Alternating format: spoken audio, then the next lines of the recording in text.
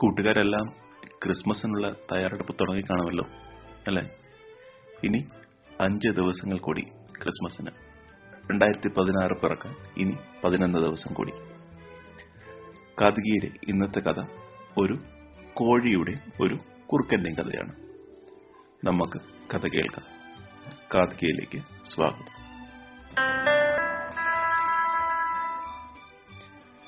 ഈ കഥ സുന്ദരിയായ ഒരു കോഴിയുടെ കഥയാണ്.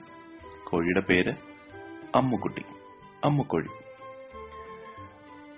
സുന്ദരിയായ അമ്മുക്കോഴി കുറെ മുട്ടയിട്ടു. മുട്ട വിരിയാനായി അവൾ അതിന് മുകളിൽ അടയിരിക്കുകയായിരുന്നു. അപ്പോഴാണ് അതുവഴി ഒരു കുറുക്കൻ വരുന്നു. അവൻ അമ്മുക്കോഴിയുടെ അടുത്തെത്തി. എന്നിട്ട് അവളെ പിടിച്ചു തിന്നാൻ തക്കം നോക്കി നിന്നു. അവസരം കിട്ടിയതും അവൻ അമ്മുക്കോഴിയുടെ മേത്തേക്ക് ചാടി വീണു. എന്താ ചേട്ടാ, ചേട്ടന്റെ പാപം, എന്നെ പിടിച്ചു തിന്നാനാണോ? സുന്ദരിക്കോഴി പറഞ്ഞു. അല്ല പിന്നെ, അവളുടെ ഒരു ചോദ്യം കേട്ടില്ലേ, കുറുക്കൻ വിചാരിച്ചു. ഉടനെ അമ്മുക്കോഴി പറഞ്ഞു, ചേട്ടാ, ഈ മുട്ടകൾ വിരിയുന്നവരെ ക്ഷമിച്ചുകൂടെ? എങ്കിൽ 3-4 കൂടി തിന്നാലോ? അതുകൊണ്ട് ചോദിച്ചതാ കേട്ടോ. ചേട്ടന്റെ ഇഷ്ടം, ചേട്ടൻ എന്തായാലും എന്നെ പിടിച്ചു കഴിഞ്ഞല്ലോ. സുന്ദരി പറഞ്ഞത് ശരിയാണെന്ന് കുറുക്കന് തോന്നി. മുട്ട വിരിഞ്ഞാൽ 3-4 കൂടി തിന്നാലോ.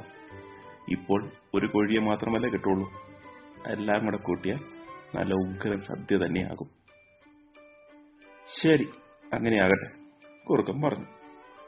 എന്നിട്ട് അവിടുന്ന് നടന്നുപോയി.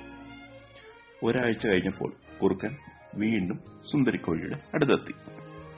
എടി അമ്മക്കോഴി, നീ ഇറങ്ങി വന്നേ. എന്താ, നിന്റെ മുട്ടകളൊക്കെ വിരിഞ്ഞോ? ചേട്ടാ, ക്ഷമിക്കണം, ഞാൻ എന്റെ കുഞ്ഞുങ്ങളെ ഉറക്കുകയാണ്, ഇപ്പോഴിറങ്ങി വരാൻ പറ്റില്ല, അമ്മക്കോഴി പറഞ്ഞു. ഡി, നീ എന്താ പറഞ്ഞത്? കുഞ്ഞുങ്ങളെ ഉറക്കുകയാണെന്നു? നല്ല കഥ. ഞാൻ ഇപ്പോൾ തന്നെ നിങ്ങളെല്ലാവരെയും തിന്നു കളയും, കുറുക്കൻ കോഴിയെ പേടിപ്പിച്ചു. എടാ മരമണ്ടൻ കുറുക്ക, ഞാനിപ്പോൾ കൂട്ടിനുള്ളിലാണ് നിൽക്കുന്നത്.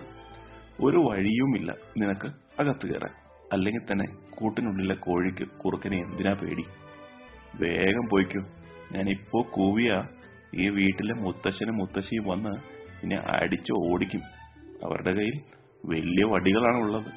പിന്നെ നിന്റെ കഥ ബാക്കി ഉണ്ടാവില്ല. വേഗം വിട്ടോ, അതോ ഞാനിപ്പോ കൂവണം. അമ്മുക്കോഴി പറയുന്നതും കേട്ട് കുറുക്കൻ തല കുനിച്ച് ഒറ്റ ഓട്ടം. കൂട്ടുകാർ, ഈ കഥയിൽ നിന്ന് എന്താണ് മനസ്സിലാക്കിയത്?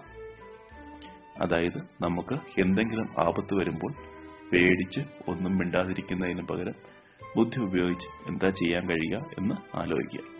അമ്മക്കോഴി തന്റെ ജീവൻ മാത്രമല്ല, കോഴി കുഞ്ഞുങ്ങളുടെ ജീവൻ അമ്മുക്കുട്ടി രക്ഷിച്ചു. കൂട്ടുകാർ, നിങ്ങളുടെ കഥ ഞങ്ങൾക്ക് അയച്ചു തരിക. കൂടുതൽ കഥകളുമായി കാതിക വരുന്നു. നന്ദി.